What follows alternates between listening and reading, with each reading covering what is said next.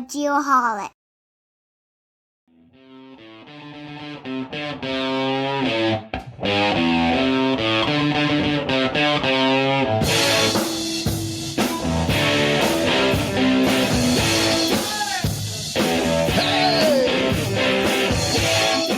There you go. Love it. Man, I love that. A little dirty rock and roll. I mean, you really can't go wrong with a little dirty rock and roll. Yeah, some of my favorite rock and roll is dirty rock and roll. Go figure. Right? Welcome back, Geoholics. Thanks for listening. Episode 216. 216. Moving right along. Moving right along. And since we last recorded in studio, it's been a while. We were in Orlando last week? 2 weeks ago? 2 weeks ago. For the Toponot Users Conference? That's correct. Amazing. Great time. Awesome. Those guys, I mean, Ted Knack and his team. Ted does it. It's never a letdown in any way. Everything is perfect. They scheduled out. There's activities. Yes. He's does great with the swag and stuff. 100%. I mean, the whole thing was really well put together. Really well put together. I had a really good time. And we can't thank Ted enough. He's been, a supporter of the Geoholics essentially from day one. Yes, has been. And just great people. And when you're good people, good things happen. Mm-hmm. And it's all coming to fruition for Ted. Right? Yep, things are good. What else is new? Oh man, you know what? You and I played golf last weekend. We did, and I think I may have impressed you a little bit. I must say that you weren't as bad as I thought you were going to be. I am going to take that as a compliment. You should. we had a good time. It was a lot of fun. Yeah, it was a blast. Other than that, summer hasn't set in yet, in my opinion. No, it has Still pretty reasonable. Going to play golf on Saturday. Looking forward to that. That's going to be your first 3-digit temperature golf? Not yet. Okay. Not yet. Early next week. But you're going to be on vacation. You're going to be leaving on vacation that day. Yeah, I go out of town a lot. Yeah. Lately, anyways, right? It's good to be Sean. It's what my wife says. Yeah, I'm sure she does. And the cool thing is, I, too, am going to be in San Diego next week. That's correct. Later in the week, I have to be there for work on Thursday. And you're already going to be there. I am. And we are going to record somehow in some location, hopefully on or near the beach in San Diego on Thursday night. We could probably even record from the beach. Oh, my God. If we can pull this off, it's going to be an all-time high. I in think more ways than one. Yeah. That is correct. Oh man, we got a lot to get to, and producer Sean's under a bit of a time crunch this evening because he's got a highfalutin dinner to get. Highfalutin dinner. Yep. Again, good to be Sean. Right. Good to be Sean. This guy. Jeez. All right. Tell us about that opening number. That was everyone knows the Black Keys song called "Your Touch." The Black Keys, an American rock band formed in Akron, Ohio in 2001. Band consists of two members, Dan Auerbach and Patrick Carney. They began as an independent act, releasing their debut album, The Big Come Up, in 2002. And known for their raw, blues-infused rock sound, they gained a cult following and critical acclaim with subsequent albums like Thick Freakness, and Rubber Factory. Over the years, Black Keys have continued to evolve their sound, blending rock, blues, psychedelic elements, and solidifying their status as one of the leading rock acts of their generation. And I got to be honest with you, there's not much I like about Ohio, but I do really like the Black Keys. I mean, it's Rock and Roll Hall of Fame, you got to appreciate that. I suppose. I've seen them 3 times. Oh, okay. One of my, I say every time there's a band, I'm always like, that's one of my favorite bands. Yeah, so yeah. You have like 40 in your top bands. 5. Yeah, exactly. But I will say this is a shameless plug. If you like the Black Keys, check out the Bluestones. Yes, I've you told me about that, yes. and I did check them out. A lot like the Black Keys. Stuff. Yep. So shameless. Did you plug, see him when they were plug. here for the Final Four that day when they came? I ended up not going. I was sick. Oh, yeah. That was a free show they did down there. It was awesome. Once I heard. a year, I get sick, and it happened to be that weekend, unfortunately. But so no, this is a short answer to that question. We are in the Altera Central studio this evening. A little bit about Altera Central. They are the authorized premier Trimble dealer for survey, mapping, GIS, forensics, and marine equipment in Texas, Oklahoma, Arizona, and New Mexico. They have 8 offices and provide sales, rentals, repairs, and support for the full line of Trimble products, GPS, GNSS receivers, robotic total station stations, scanners, Seiko accessories, mobile mapping systems, used equipment and field supplies. Do you think that means used field supplies as well? I don't maybe. think so. Tripods and stuff, maybe. Yeah. Maybe, including Juniper receivers and tablets, LaserTech True Pulse rangefinders, and microdrone UAVs. They also offer field supplies and can deliver them right to your job site. They can. I have actually experienced that before. All backed by a service department with one of the fastest turnarounds in the nation. Find out more, go to allterracentral.com. I may have mentioned this in a previous episode, but I went to their open house here in Phoenix, 2 weeks ago, I guess, maybe. Great. They got a new facility here. Absolutely amazing. Like 3 times the size of what they had before. Those guys are doing a lot of really good things. Yeah, and I called my friend Scott Spears over there. A guy always answers, always helps me. He's the best. Needed something. They had it. He's the best. Got it to me. And just really good, kind of like Topodot, just really good people. Oh, yeah. Those are the kind of people you want to do business with. Well, you don't even think about it for us. It's like, let's call Scott, call Altera. We're spoiled. Yep. We got them right here in our backyard. We really are. Yep. What else? Time for the Geomax weekly service pro tip. To find out more about Geomax, another great supporter of the show, go to geomax-positioning.com. Okay, here we go. It's through vulnerability that human beings create connections. The more vulnerable we can be with one another, the more that we'll trust one another, and the more we'll be able to collaborate effectively. Huge believer in that saying. I love that. It is amazing. That was Neil Blumenthal. Yes, Mr. Blumenthal, I think you're onto something there. When you are vulnerable with your clients, it opens up all kinds of doors. Oh, yes. It allows them to be comfortable and feel vulnerable. And before you know it, you're having conversations that you'd never think you're going to have with a client. Mm-hmm. It's amazing. It really is. Yeah. It's just like be a person. Just be a good person. Yeah. Yep. Be humble, be vulnerable. Big fan of that quote. Thank you, Mr. Blumenthal, for that. All right. Next up, we have what is on the screen? What is going on here? Don't worry about it. Next up, we have the GeoSearch. We were renaming this segment of the show. Oh, we are? Producer Sean. Yeah. This is the GeoSearch Career Corner. Oh, the Career Corner. I love it. Don't you? I do like that. Okay. So we're tag teaming these now, right? Do you have your notes pulled up in front of you? I do. Okay. All right. Here we go. Welcome to GeoSearch Career Corner. Mm-hmm. Okay. This week we have some professional pointers for hiring managers to unveil the secrets to finding the perfect hire. Tip 1. Dive deep. Ask about past projects and challenges. This will help you uncover candidates' problem-solving skills. That's a good one. Tip number 2, culture fit matters. We talk about that a lot on the show. Inquire about their work style and values. This will help ensure a match for your team's vibe. Love that one as well. Tip number 3. Future focused. Question their career goals and aspirations. This will help find candidates aligned with your long-term vision. I like that. And tip number 4, skills assessment. Use practical scenarios to gauge expertise. This will help ensure you hire talent that delivers results. Visit geosearch.com today. GeoSearch is your compass to building a winning team. 100%. Yeah. And it's a good point. Number 2, like a lot of candidates these days ask to talk about the company culture. So if you're an interviewer like I am, be ready for that question and have a good answer. Are you prepared? Always. Interesting. We're a family here at Alta Southwest. Oh, good Lord. Oh, my God. That's good, though. I like that. That's not bad. And like asking them about their career goals and aspirations. Mm-hmm. I think that's good. Always. It turns the table a little bit, right? You got to be prepared to answer the culture question, and they need to be prepared about what they want to do, right? Yeah, exactly. And then you got to see if there's a match there, right? Well, because that's what fosters a successful partnership. Mm-hmm. It's kind of what it is if your goals match their goals, then everybody wins. Bingo. Bob's your uncle, as they say. As they say. But on that note, you do have an Uncle Bob, don't you?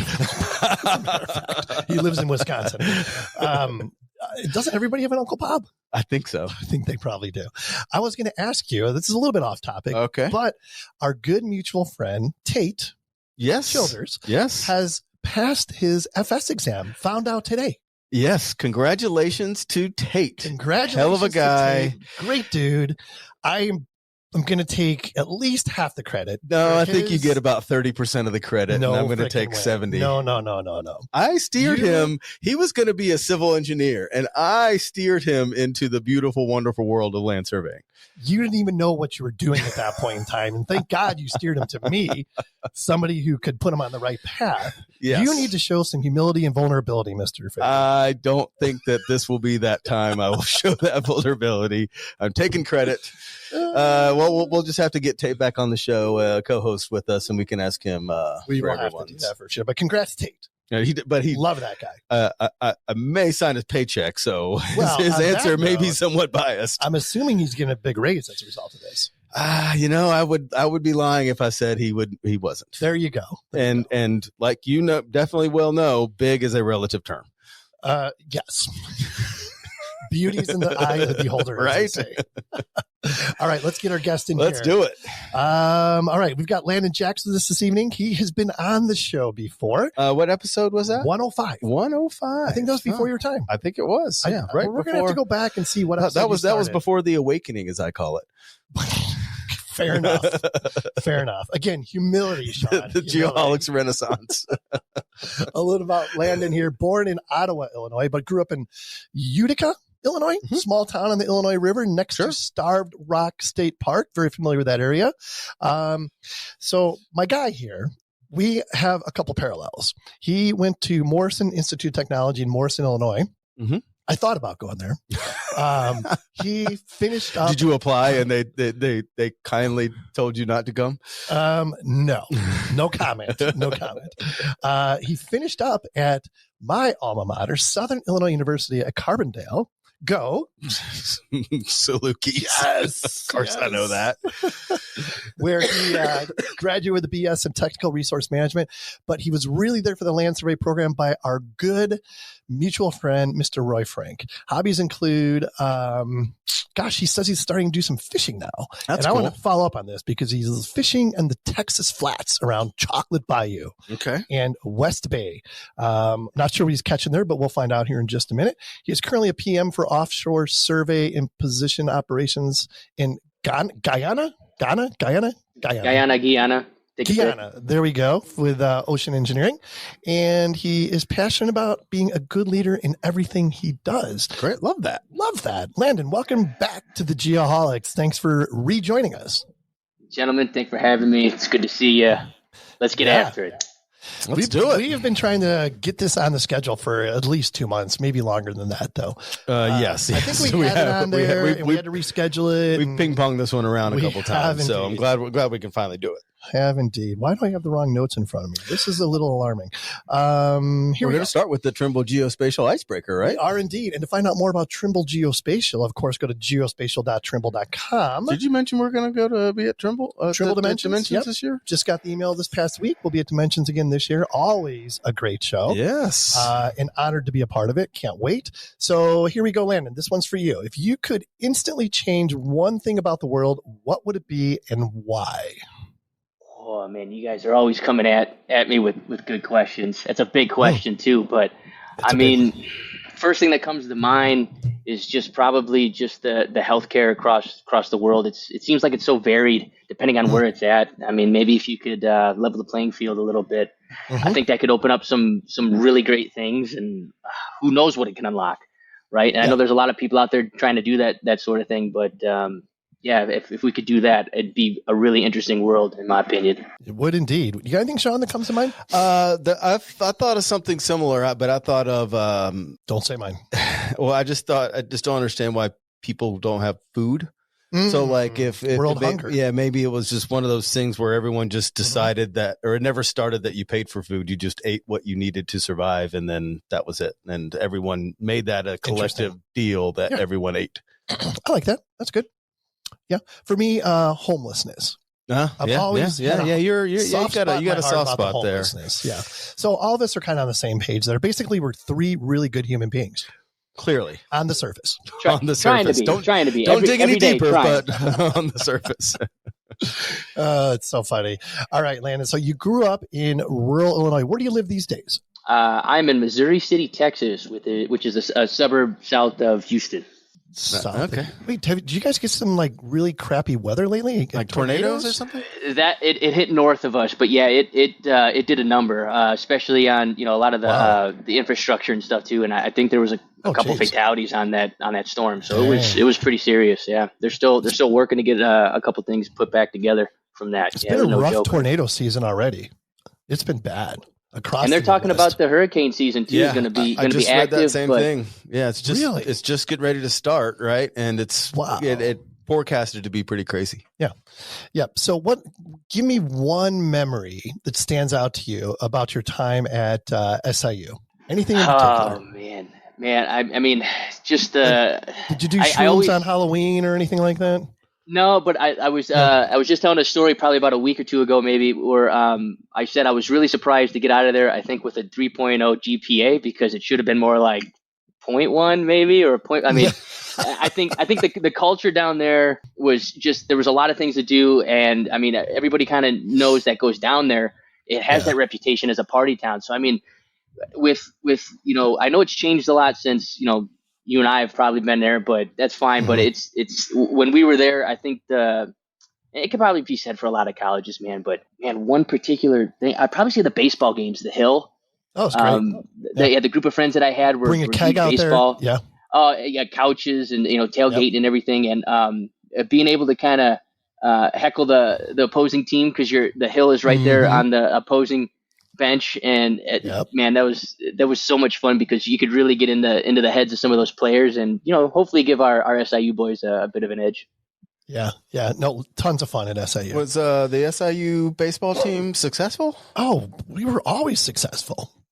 It's kind of like going to Wrigley. You don't really care about the baseball game. You're just there to get fun. Well, but there's a lot to be said about that, because you got a lot of Cubs fans and Sox fans hanging out there. Even Cardinals fans too, right? Mm-hmm. And it was funny, because you get one team that would just hate everything that you're saying to them, and then you get other teams that would try to hang out with you later at the bars. And what we used to do is I used to get online and research the team on their school website to try to get some more information and try to, see what their major was, and really, twist that knife a little bit. So that was fun, man. That's why your dad left at 5. Making fun of their majors, right? They'd be up to bat, and they'd be like, "How does this guy know this stuff?" Give my homework. That's awesome. Cool. So I may have asked you this question last time we had John, and if I did, I apologize. But growing up where you did, on the Illinois River, and I had some friends that did this. I've never done it, but I've watched people do it, because knowing how to do it. Did you ever do noodling with catfish? So I never did personally, and where I grew up, people called it hogging, not noodling. Mm-hmm. Noodling wasn't a term I learned until a little bit later in life, but there's there's a couple of river systems. We also use that term at SIU for a different reason. But, for different reasons. Yeah. But I think there's Big Vermilion and Little Vermilion river systems in the area I grew up in. I think some people around there would go hogging for catfish around that area, and it wasn't too popular, but it was also a little bit different. I think the water wasn't as deep, but you had to get under the rocks and really pull them out. Yeah, and then sometimes a couple of guys were missing parts of their fingers because they caught a snapper instead of a catfish. But hey, that's part of the game, Do you know what it is? No. You don't know what it is? You got to Google it sometime. It's these guys. They're freaking nuts. They'll go underwater. Oh, you're talking about where you stick your arm in the yeah. I've seen it on the TikTokies. And then they wrestle them out. It's nuts. Yeah, I would never do it, but I had some fraternity brothers that did. Why would you do it? No freaking way would I do that. There's so much unknown. What's unknown? You might get a snapping turtle and come back with one less digit. I have no interest in that. No way in hell. Fair enough. No way in hell. They grow back. No, they don't. But let's stay on the fishing topic, because I am curious about fishing on the Texas flats. What's that all about? So the Texas coast doesn't have a hard defined coastline like you might think about, maybe California, to where it's just almost a straight line. Texas has a lot of inlet, either waterways and bayous and bays that kind of come inland a little bit, and usually that water system is pretty shallow in most parts. I mean, you're talking anywhere from a couple of inches to maybe 10 feet. There's channels and stuff that are deeper in there, but there's places, there's entire bay systems that are about, a foot, 2 foot, 3 foot. You can walk across them, and you can wade fish, and you got to go in and dig for some of these fish and pull them out, because not a lot of boats can go in that type of water depth. So you have these shallow water boats that you go in and you got to go get the fish, and it's not a hospitable environment. You got salt water and the heat and stuff like that. So yeah, man, it's a unique environment. I think Florida's got some similarities as well, right? But the Texas coast, if you go ahead and bring it up on a map and really look at it, there's a lot of inland, waterways, bayous, and bays that got a lot of fish in it, man. So it's a lot of fun. Wait, you said dig the fish out? Well, so when I say kind of dig it out, is because most boats that most people traditionally think about, they're not going in there. So when I say dig it out, you got to go in where it's maybe half a foot water depth, maybe even less, depending on which boat you got. And you got to go, casting for those fish. Some guys will use fly rods, or, you got lures or bait, but you got to go find them. Right. And it's some work, man. It's a gnarly environment at times, when the heat's at you and stuff like that. So it's a unique thing, a unique way of fishing for sure. That's awesome. All right. You have a really cool job working for Oceaneering, which is a great name for a company, by the way, especially for a company that does what you guys do. And I love this catchphrase or this tag, "We solve the unsolvable." Oh, yeah, I like that. Yeah. That's really, really good. So talk about life at Oceaneering, maybe a little bit about the culture and, how the company has evolved since you've been there. Well, going back to the quote you guys said earlier, right? Being vulnerable and being able to trust each other and work together. Since I started there, I think that's been my experience in most cases, is where you reach out to different groups that have maybe different specialties, and everybody's willing to help and trying to understand what's going on with, your problem, some challenges that they have, and then find a solution for that. And it's funny because when I think you asked last time, like, solve the unsolvable, what does that mean? Well, sometimes it's the unexplainable. So it's not always easy to describe what we're doing because of, some of the things that we get into are so kind of a deep dive into, one goal or one thing we're trying to accomplish. And again, I think I said it last time, it's pretty general when you bring it up that way, but with the groups and the level of technologies that we have, throughout the entire company, man, it's some interesting stuff that you run into on a daily basis, at least from where I sit. Sure. How big is the company? How many folks work there? Oh man, I'd have to Google it. I mean, they've, I guess I think too much in my own silo. I can maybe give you a ballpark there, but I mean, there's a lot of collaboration, at least from my side, with groups in Brazil and India and the UK. And that's not, and I know Angola's got a lot of operations with what we do too. So, I mean, it's global, man. I don't have that number for you. That's so awesome. So Todd, you mentioned your silo. Talk about your silo and what that means. Right. So if you're going to just do a quick Google search on Oceaneering, you're going to see that it's real heavy in robotics, even some fabrication on, let's say umbilicals, other things. And there's contracts, and they talk about aerospace, NASA, stuff like that. My particular group focuses on the survey related aspect or positioning of maritime assets, let's say, right? So surface vessels, rigs, stuff like that. And then the ROVs that we talked about in the last one, remotely operated vehicles, are robots that do the work underwater, but they need to be instructed where to go, how to get there, right? And then measurements need to be taken, and that's where we come in. So there's a couple of different specialties within the survey group. My group, Survey and Positioning, kind of works with the subsea construction side. So when the wells are going in, or the subsea infrastructure to help get that well up and running and producing, that's kind of the people we're dealing with on a daily basis. So you're looking at the locations of, you said structural elements, or what are some examples of what you're locating? So for example, let's say a client will get a location that they're interested in developing or they want to drill into, right? They might get a rig on contract, come up on site, and then they'll say, how do we know where we're at? Well, then that's one aspect we could help them with, because you're talking thousands and thousands of feet of water depth, right? A lot of things can change over that type of distance. So we have a number of systems and technologies we can use to get them on point, closer to that target to hit that reservoir. And then if that's successful, then there's a development or a number of mechanical components that go into that development that help produce that well to the best of its ability. So so not only the well, but then all the structures associated with that development, there's a number of components that all play into that. They all need positioning, and they all need to be told where to go. What are some of the challenges or the differences in working in sub-water versus land? And I touched on this on the last one, but I didn't want to say that land survey is easier, but things are holding still. They're holding still, right? Yep. They're more static, even though there's slight movements. They're a lot more static. Offshore, you're trying to position something on a vessel or a rig that's constantly dynamic. So you have to measure that and account for those movements to get more accurate positioning. So that's one of the reasons why I love talking to you guys and land surveyors, is because there's a lot of similarities, a lot of translation between the two industries. Right. But it's a much different environment. And that's one of the things that drew me into the industry. Was when they first presented, I was like, how do you even do that? Right. How do you even manage something like that? And that was a big draw for me. And I've been learning ever since. How accurate can you get you said you're locating something that's moving, right? Everything's moving. Yeah. I mean, obviously, but in this case, yeah. But what's the difference in the accuracy you can expect because it's moving? Like what's your tolerance? And how accurate does it need to be? Yeah. So again, depending on your sensors and the accuracy of those sensors coming together. So think of it this way: is like I think I brought it up last time, which was the rover that y'all use in land survey. It's pretty much the same one, but it's on the mast of a vessel. So you're getting that type of performance from that GPS sensor, but then you will have a heading sensor telling you the heading of the vessel, and then pitch and roll sensors that tell you how much the vessel's pitching and rolling and possibly heaving.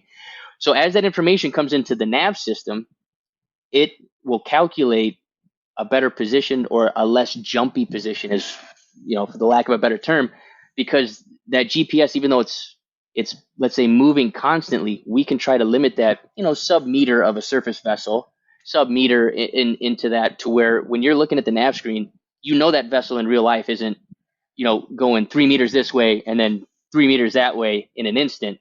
So that nav system and all those aiding sensors give you a much more realistic representation of what that vessel's doing, and then you can work from that base to position things under the water, because we all know GPS doesn't work underwater. It'd be a lot cooler if it did, but it doesn't. So I mean, that's probably I think consistent with what probably most people would agree with, is to get meter, sub-meter if possible, but in some cases it might be bigger depending on what system you're using. Yeah. And when you're out there doing this, your team's out there, what are they locating? Is it wells, or are you locating like where to dig for a foundation of some sort? I mean, what exactly? Talk about some projects you're working on. Well, yeah. Take your pick, just like anything else with land survey, right? But in most cases, let's call it the construction side. Usually a client will have some sort of need to position, whether it's a well or a structure that goes into a development. And when I say development, that's usually a well that'll, hopefully produce product, and then you have to transfer that product to another unit that can then either transfer it to the top side or in a pipeline, right? So there's all these other components that play into that. So like, I'm still working on the same project that I was, I think, the last time that we chatted, which was, offshore Guyana. And it's just a development that just continues to grow. And it has a lot of similar components, but the challenge has been, since this project is so long, is to make sure that we're consistent with our positioning, make sure our performance is consistent. But you're talking, I could give you examples of subsea structures, like they call them manifolds, or, some of the wells, or plets, plems, pipeline end terminations, pipeline end manifolds, stuff like that. It's pretty significant sized structures if you were standing next to them, but they need to be to handle those pressures and temperatures and that environment. And so without showing you, I'm trying to explain maybe just those size of structures, something about the size of a shed or a house, depending on what kind of project you're working on. But it could also be like, if they need to install riprap around a structure or some sort of protective structure, there's all sorts of projects you can get into, really. So. How do you do checks? Because like when you're on land, you have permanent monuments that you can check into, right? That you have known values for. How does that work when you're out on the water? So it's a preparation thing. So usually if a vessel comes into dock or quayside, right, we'll try to do checks quayside because that's at least when it's static and we can shoot it in from a land monument if we have to, right? Or if we have the ability. And then once that vessel is what we call, mobilized, because when we install all the equipment or measure the offsets, everything on that vessel, we'll try to tie it into the most static environment we can, right? And then once she goes offshore, there's a number of checks that we can check geodesy and projection and make sure that everything's in line with what we're doing. And if there is an existing structure, we try to position off of that if we have that information. So there's a lot of checks before, during, and after anytime we're positioning something to make sure that QC is done correctly. This portion of the program brought to you by Geomax Positioning. Geomax Positioning manufactures and delivers a comprehensive portfolio of integrated construction and surveying solutions, including reliable instruments and easy-to-use software. From robotic total stations and GNSS receivers to their user-friendly XPAD software, Geomax solutions are designed with feedback from loyal dealers and hardworking customers in the field, just like you, Kent. Indeed, as a part of Hexagon, they're not just about creating products that work when you do. They're about creating experiences that simplify your work, saving you time and money, working smarter, not harder. Absolutely. What sets these guys apart is their unwavering dedication to their customers. There's a personal human element to all their customer interactions, from product training to technical support to sales managers invested in your success. They're here to serve you, to make your life easier. With Geomax, you're not just investing in products, you're investing in a partnership. You're investing in the future. Boom. Find out more, visit geomax-positioning.com. What's the deepest structure, or how deep have you gone, and how far offshore have you gone? Far? I don't know. Once you're on the boat, you kind of you're just waiting to get there, but hundreds of miles for sure, definitely, as far as the distance. That's crazy. The deepest, I think, development that I've worked on was probably around 9,000 feet.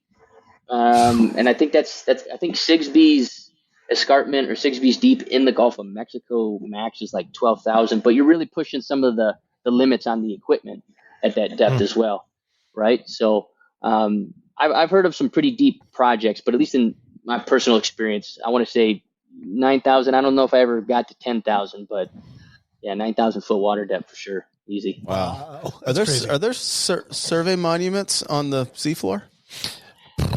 You're asking the wrong person. There is now. I can tell you, I've left a few. So yeah, there you go. So what? Yeah. Why not?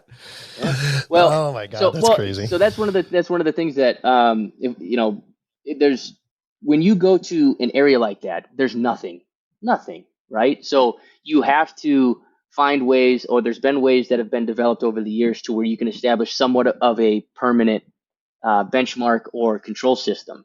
And we usually do that with, we have heavy transponder frames that we can put in a control array around areas that we're developing to go in over the years and reuse those points, check in, and continue to position off of that initially established control network. So bizarre. Why are you shaking your head? What's so bizarre about that? The whole thing is mind-boggling to me, to be honest with you. It's 70% of the Earth. I mean, you gotta. Well, I know, but there's so much unknown. Sure, it's like space. Well, see, and that's the thing. I don't know if that has ever maybe crossed your mind, or even some of the people that work offshore may not think about it. But there's weird anomaly things that happen that, you're at work, you're just like, what was that? I don't know. But that could have been something that nobody set eyes on for, 300 years. Or there's a feature down there that no one ever thought about, because why would we? We've never been there, right? Exactly. So there's these crazy, let's call it attributes of planet Earth that in some cases it's a complete mystery when we stumble across it, right? And in one example was when the ROV was diving, you can kind of see the water passing by as it's going down the water column. All of a sudden, it got blurry for some reason, and the winch operator was like, "Hey, something weird's happening." Well, there was these high density salinity pools that for whatever reason, the salinity of the seawater was just super concentrated, and it completely changed the buoyancy of the ROV, and some of the sensors didn't work because the salinity was so high. But how would we ever know that unless we went there, right? So something to think about. So crazy. you always have to be planning for the unknown. Oh yeah, that's so weird. Right? You're planning for the unknown. Yeah, weird, so bizarre. So I went to a presentation not that long ago about this offshore wind development off of the coast of California, and they were talking about these leases that were in place and stuff like that. And I'm like, how are they staking out these leases? What do these legal descriptions look like? Well, first off, they're not using the term staking. Well, whatever they do. I mean, or do you use the term staking? Staking, marking, maybe might be a better term. Or like demarking, or demarcation is a term that is used a lot. But no, I mean that's common practice. They've been doing that in the Gulf for. I mean, I think they do it every year where they have a lease sale for the Gulf of Mexico, where companies will bid on blocks if they think that there's potential for development there. And so it's similar to mining, right? Where you're just kind of taking a shot, and like, I think something's over there, and then I'm gonna check it out and see if it works, and if it does, then make a bunch of money, that kind of thing. Right. So a company will hire a seismic boat to go float an area, and they'll collect seismic data and come back, and the geophysicists will look at it and do what they do and tell a company, hey, we think there's potential here, potential there. And then that goes to the oil majors, and they sit there and try to size up how much money they should throw at that area and give it a shot, So fucking bizarre. So who owns the ocean? Nobody. Nobody. Well, we should go stake our claim to a part of the ocean. Again, you're not staking it. I think I'm not. You're demarking it. That's not my business. But I think when a company has a certain amount of lease rights, it's usually for a term, and then they can operate out there without penalty of law. So. But who are they leasing to? So the United States government. United States government, and exactly what group? I don't know if I'd have to check. But yeah, it's the United States government controlling the leases, at least in the Gulf of Mexico. I'm not sure about California though. Oh, I'm sure it's whoever's got the best navy is who owns the ocean, right? I'm just shaking my head. Like I cannot wrap my brain around this. It's the craziest thing. So, I mean, I guess since you've been doing this for as long as you have, like, good. Oh no, go ahead. I was just thinking to myself, I'm like, so if you've been serving offshore for X amount of years, you kind of lose touch with how to survey on land, right? I mean, it seems like it's apples and oranges. It's not. I mean, it's the same, as far as positioning goes, but at the same time, it is so different. It would be a little bit of a challenge for me to go set up a gun over a point, right? But I could probably get there eventually and then get back in that groove. But the mindset's the same, Kent. As far as you're looking at the data set that you have, you're looking at the sensors that are collecting that information, and then you're sitting there going, is this going to achieve what we need it to? Is it good enough?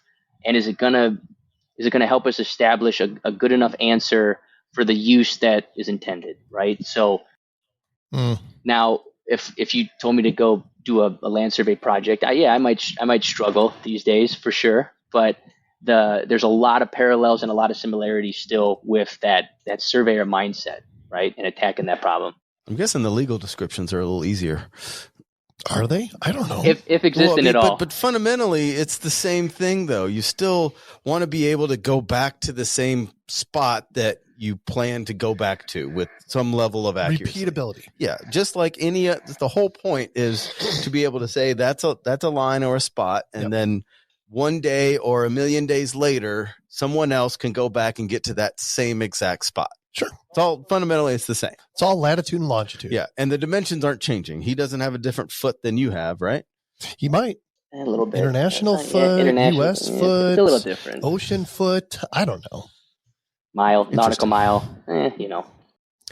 So talk about the changing gears a little bit, but talk about the industry in general. Like, is it easy to find oceaneering people? I mean, do you have to, like the land surveyors do, have to beg, borrow, and plead people to get into the industry and be successful? I think it's probably, again, similar to land survey, to where you might run into a PE first, maybe, or because the land surveyors are out there doing all the work, right? So, but I think the survey aspect is probably, and I guess that's why I'm here, is to try to talk about that and get the word out that we are out there. And and I think there was more of a push years ago when the industry, I think, was in a little better shape. I think there was a lot more recruiting going on, a lot more, the word getting out. There was a downturn that really hit the industry in about 2014, 2015, depending on who you were. And that really that put the brakes on everything. And then right about the time that, companies were starting to come out of that and get back into doing the work around, 2018, 2019, everybody knows what happened in 2020. And that really kind of set everything back. And it's been tough, especially on an international project when you got, COVID doing what it was. It was just tough to kind of get people into it. So it's been struggling to find people, but we're trying to get the word out and find good surveyors. Yeah. Well, the hazards have got to be a little bit different too, right? From a safety perspective, talk about that just a little bit. I mean, what are some of the things that, a conventional land surveyor would never think about? Our main tool or vehicle that we have to deal with has hundreds, if not thousands, of electrical connections, hydraulic connections, varying degrees of electricity, and it's usually sopping wet. So that's one aspect. And then on top of that, you're also in the maritime industry, right? So then there's a whole nother level of safety there. So safety is definitely something that has improved ever since I jumped into the industry. Companies take it serious and they do a good job in my opinion as a whole. And even, Oceaneering does some new things that we didn't understand why we were doing it at first. There's a self-verification process that it's just a conversation at face value, but really what you're doing is you're checking with your coworkers, your employees, asking them questions about what would you do here and what would you do to see if they're safety minded. And that's been something that, like I said, we didn't understand it at first, but as we've been doing it, it's definitely paid off, because then people have to think about it. They're not just checking a box. It's a conversation digging for it. So, but yeah, the maritime aspect to it, and then what we personally do and deal with, a lot of potential energy release or, electricity and stuff like that. It's something it's a constant thing you have to stay on for sure. And then we do. Yeah. A lot to think about there for sure. How big is the company, Oceaneering? We asked him that one. Oh, how many people? He wasn't in the position to answer that at the time. Oh. But we can. I missed that one. But we can. Get to Google it. Though. We can Google it. I right? am now. Yeah. The website's amazing. They do such cool shit. It's incredible. 12,000. 12,000 people. Oh my God, it's a big company. Holy crap. Yeah. And you're just like a small part of that. That's amazing. Yeah. So you're working on projects like you said, all over the world, essentially. Talk about some of the challenges, the inherent challenges of trying to collaborate and coordinate with teams that are 4 time zones away or whatever. Yeah, it's that's between the time zone difference and logistics. International logistics is something that's man, it's crazy. But I mean, again, Oceaneering and all the team members that I've dealt with are excellent. They'll find a way to make it work, whether you got to go early, stay late, whatever you got to do to kind of get that line of communication going. And the international logistic aspect is, depending on which region you're working in, things can change. Geopolitical aspects, or I don't know if anybody's seen anything with what's been going on between Venezuela and Guyana and some other players there. You have to pay attention to those things, because they can affect how you get equipment in and out, how you get people there and back, and sure. Just how the countries what they're dealing with. And the relationship. So, and the time zone difference thing is something you're constantly checking. And it's one of the first questions I ask if I talk to somebody new, like, hey, how you doing? Mm-hmm. I'm Landon. What time zone you in? Right. Cause that kind of dictates how your communication is going to work with that person, Yeah, for sure. So I got to ask you this one. In my thinking, it's like, there's a lot that goes into what you're doing. In some ways, even a hell of a lot more than what goes into regular conventional land surveying. How's the pay? Is it pretty attractive? I mean, now that with the industry kind of almost everybody coming out of COVID and the industry kind of coming out of the downturn and then kind of that double hit with COVID, I think it's a lot more attractive than it was. I mean, I think the heydays are all but gone. You know, the oil and gas baron, everyone thinks they're just going to be, hit with money in the face. But but it's just like anything else, at least in my personal experience, you coming straight out of school, you'll go after anything, but you got your head on straight, you do the work, you put your time in, you do things for the right reasons, you can find a path that's pretty successful, I think, in my opinion. Or even if you want to stay offshore too. I mean, we got people that got a lot of years experience offshore and it works for them and it's paying well. I mean, and I'm pretty sure that most offshore people are getting paid more than me, but that's the way it should be, right? They're the ones that are gone. Sure. They're doing the work. They're out there, around that danger. And I think we got one of the greatest offshore survey groups in the world, in my opinion. That's so cool. What do you think, John? Would you want to do it? Would you want to be an offshore surveyor? Just for a summer. Yeah. Would you do it? Sure. What about like getting seasick and stuff? I mean, I guess you get over that or you don't, and it's not a good fit for you. Yeah, but you get over it. Yeah. Yeah. Usually you hurl once and then you're in the club after that. And then, you have one bad day and then, oh my God. Do you get seasick? No, but you know what? Honestly, I've never been on a boat where I can't see land. Really? Never. I have no interest in that. Zero. Why? That is so interesting. Well, grab your boots, Kent. We'll send you offshore and see how it goes. I mean, do you think that you're just never going to come back? It's going to go right now. No, I mean, it's probably like a control thing or something like that. Like if I see land, I at least feel like... You feel like you can swim there? If something happens, I can still make it. Sure. Nah, I mean... that's wild. I can't believe that. Yeah, I've never have. And I don't want to. Don't want to. No. I'll take a Viking cruise down a river, but I'm not going to take a cruise where I can't see land. Well, some of the boats are pretty comfy. You get on those drill ships, man, and you don't need to see land. You got plenty to do inside, and you're fine. So. Yeah. What about like the rigs where it's not even a boat? It's like a thing. I no interest. There is no way in hell I would ever want to be on one of those things. Well, and don't forget, that's if you pass the Boziet training, where they put you in a fuselage of a helicopter and then tip you upside down underwater and see if you pass that too. So hey, it's not for everyone. And, you're one of those everyone. I'm not in that category for sure.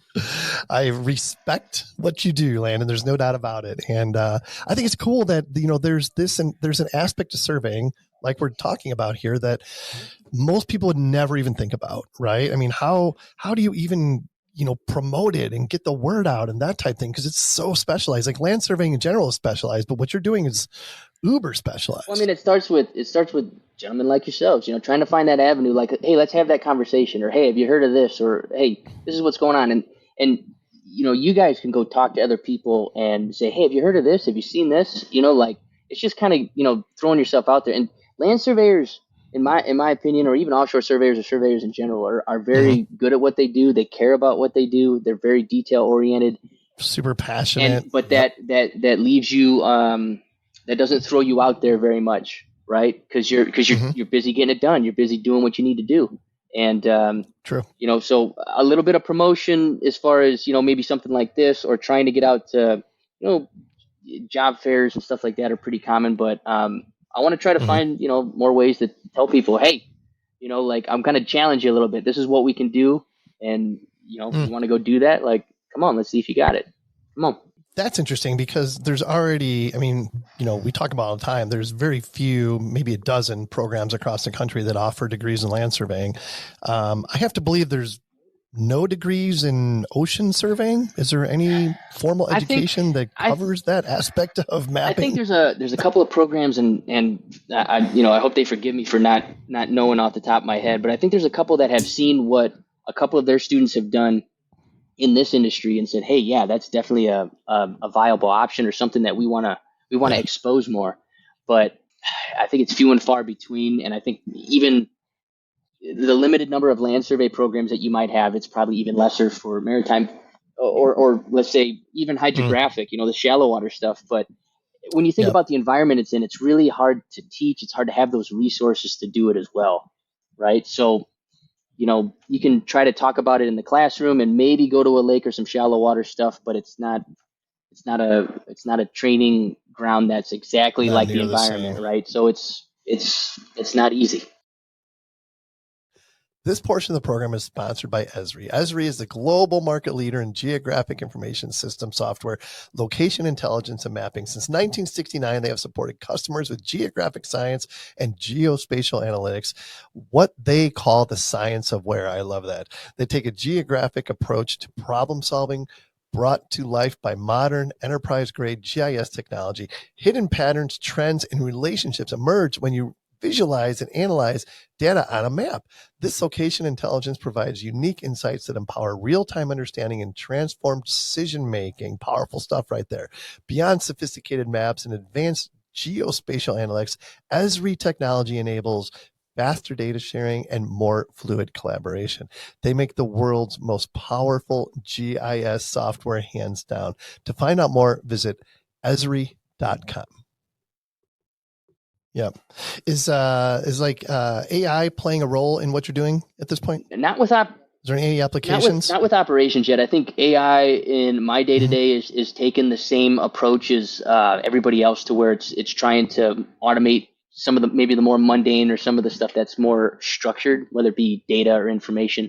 It's getting looked at from a lot of different angles. I think it's one of those tools that we don't fully understand what we can all do with it yet, and we're going to figure that out. It's just I don't think we've really dialed it in anywhere yet, because there's two parts to it. The best we can tell is that the data that you're feeding into it and the structure that it has needs to be pretty consistent. We need to get that down before we can really plug it into that AI monster and get something useful out of it, right? So, but as far as our day to day, not yet. No. Well, especially with the and this is a unique industry, because like Landon said, there's a lot of this has not been touched or seen or explored yet, and AI is just taking all the information that is available and doing something with it. There's no information available here, so AI doesn't figure out new stuff. AI doesn't even know about it. Yeah, exactly. Not yet. Yeah. Not yet. But no, it's a good it's so good funny. question, because I mean, there's probably other groups within Oceaneering that maybe that is what they're doing, every day, What they're doing. especially in the robotic side, where you have autonomous items that know where they're at, and they have a structure that they work within. So I don't want to say Oceaneering as a whole probably is, just my group not so much with what we do. Yeah, that makes sense. Yep. So at what point is it considered offshore? Like you mentioned the shallow stuff, high hydrographic. At what point does it become offshore mapping? I think, any time that you're just going in the water, see, if you got to know a little bit of the history, is that when they were trying to find new wells to drill, they came to the coast and said, well, I think we're done. But then somebody was like, nah, I want to go a little bit farther. And that's where they were shooting land monuments to platforms, building in the shallow water. And then once you establish that platform, then you could go shoot another monument from that platform, and you just kept stretching it, right? So in the Gulf of Mexico, for example, there's a land feature kind of called the shelf, which is somewhat considered shallow water. But in my experience, anything that was kind of like 1,000 or 1,500 feet or less, that was all kind of like just shallow that you didn't really deal with. And then 2,000 plus was what you dealt with. And then I forget what the exact cutoff is for ultra deep water, but I don't know if it's 5,000 or 7,000. But offshore, as long as you're getting on a boat, or I guess you can't walk through it, I guess. But, the fact that there's 9,000 feet deep places of the ocean is mind blowing to me. Oh, and there's still equipment that works down there. That's insane. Absolutely insane. Yeah, there was a common thing that kindergarten classes, one of their parents had actually was an ROV guy, and all the kids in the class would write their name on a styrofoam cup, and they would put it in a laundry bag, and the laundry bag would fly on the chopper, go offshore, they'd strap it to the ROV, and then they would dive the ROV to depth and come back up. But when they would come back up, all of those cups had the exact writing or art on that cup, but it was thimble sized from the uniform pressure over time, right? And then they would take it back to the kindergarten class and give it to the kids, and they'd be like, wow, it's exactly whether it was their name or a picture, it was the exact same image or whatever they wrote on that cup. It was just thimble sized instead of normal size when they had it originally. right? Crazy. That's so cool. Oh my God.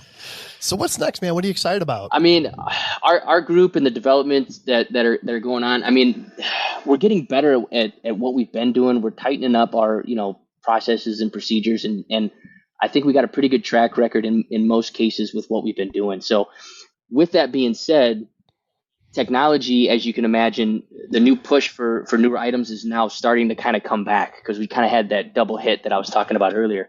So I think there's a lot of offerings out there from a lot of different companies and people for photogrammetry, subsea photogrammetry, and I think Wow. I think the industry is trying to figure out who's got the best solution, who can do it, the best, the quickest, the safest, stuff like that, and it's good to see some newer technology finally, that effort, that push coming in.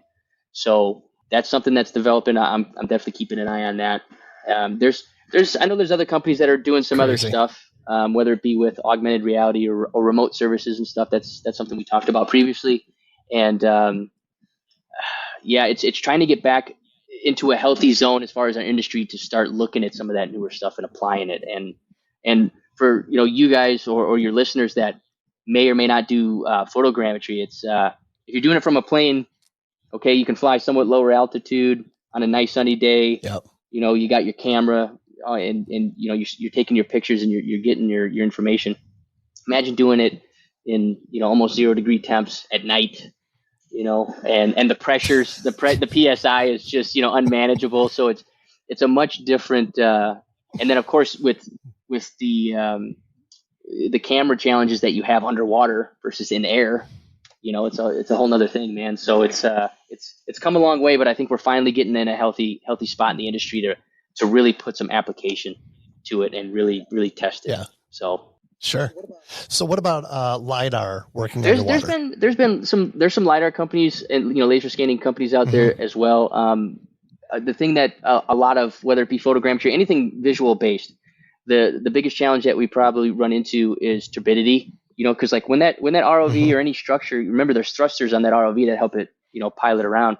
Well, once that thruster wash hits that seabed and there's not much current or fast current, that it just gets foggy real fast, or there's particulates in the water, and that can interfere with lasers and cameras and stuff like that. So there's been some successful applications with subsea laser as well, and even different levels and flavors of sonar, right? Sonars improved and stuff, and there's even there's a technology out there that is pretty good at seeing through turbidity, but you don't have the resolution. So there's always a trade-off, right?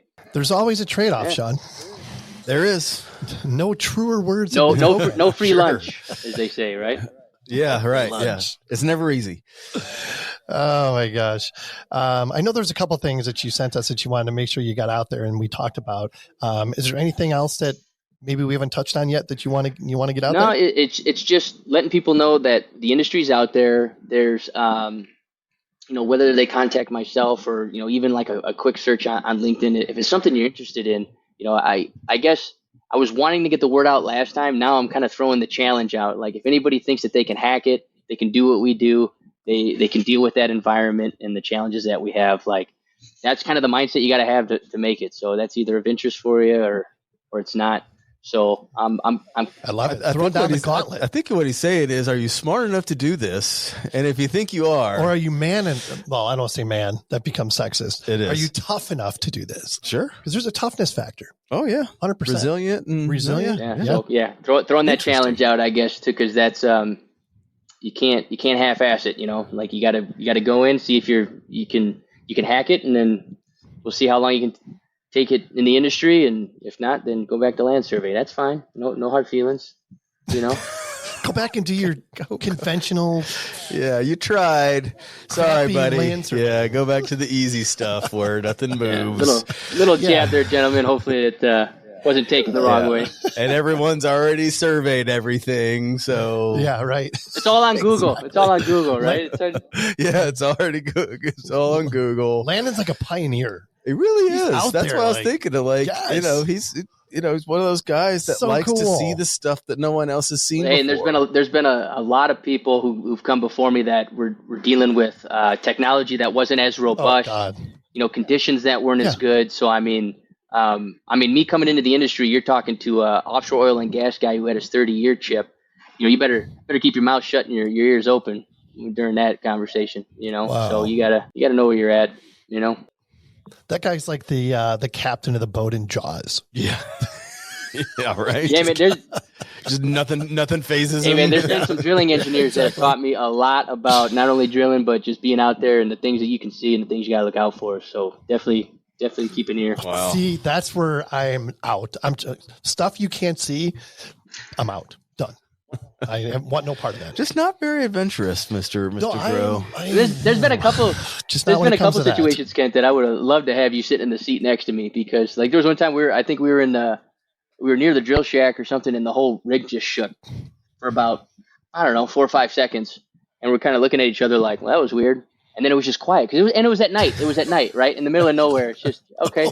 So we go back into the room and we're just like, we just shook it off. Like, okay, and come to find out there was a little bit of a rattle with the drill string. I think they called it slipstick, but okay, all right, I'm going back to work, like just figure it out. No way. Yeah. Nope. I think it's the unknowns and the darkness and the vastness. It's just so you live in a world where everything is a known dimension that is quantifiable My for you. anxiety and on you just land can't. is I know, it's barely already manageable. Barely manageable. I can only imagine what it would get to if I was out there. Oh shit. All right. Well, we asked this question to everybody, Landon, and you probably had it before, so we'll hear it again. Do you have a mantra that you live by? So I'm trying to remember the last one. I think I know, No, but I'm just trying. I'm making sure I don't repeat it. myself. But I kind of prepared for this one, and I wanted to go with this one. I don't know if you guys can see it, but I'll say it too. It says, "Remember who you wanted to be," right? And you can see the guy drinking beer on the couch watching TV.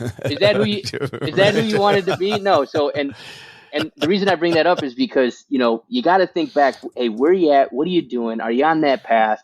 And take self inventory, man, and really get your act together the best you can. Be the best version of yourself because other people will, they're going to pay attention and they're going to want to go with you. They're going to want to help you, and you're going to help them along the way too. So take that little question and ask yourself that every day. And you're not going to be perfect, and that's fine. But always drive towards going towards that direction and that person you want to be. I really like that. Be the best version of yourself. That's pretty darn good, right? Yeah, like that. All right. Anything else, Sean? No. This I know is really we cool. kind of ran through this pretty quick. You got a hot date tonight. No, we good timing. Good time. Good Perfect. timing. Yeah. You're still good? Yeah, good. You're not going to be on the in the doghouse? No, I'll be fine. Oh, good. Famous Well, Landon, famous hey, last thanks, words. man. Oh no, I'm good. I'm good. Yeah, I'm good. Yeah, she's probably watching right now, just shaking her head now. Yeah. It's like, that's my husband. Yeah, right. Yeah. Thanks again, Landon. This has been great. Yeah, As appreciate always. it, Landon. Really Can't cool wait. stuff. We'll see you in a couple years. Get another Yeah, man. update. I'll put something more technical together for you all, and maybe some examples that some people can look at. But yeah, feel free to reach out anytime, gentlemen. Appreciate what you're doing.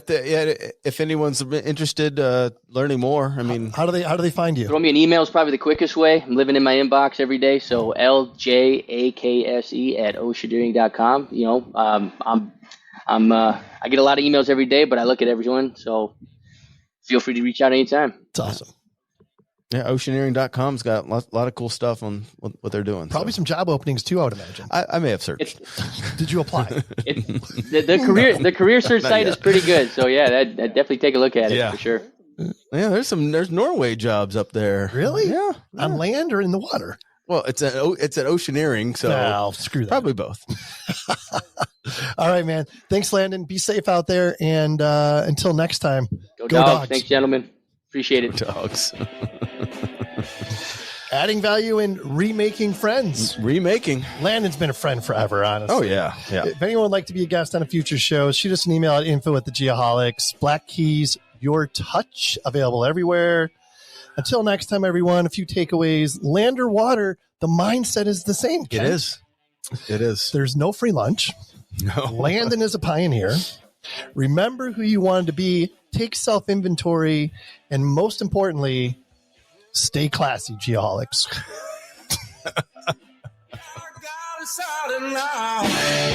That's for next week. Please rush. I mean, your touch.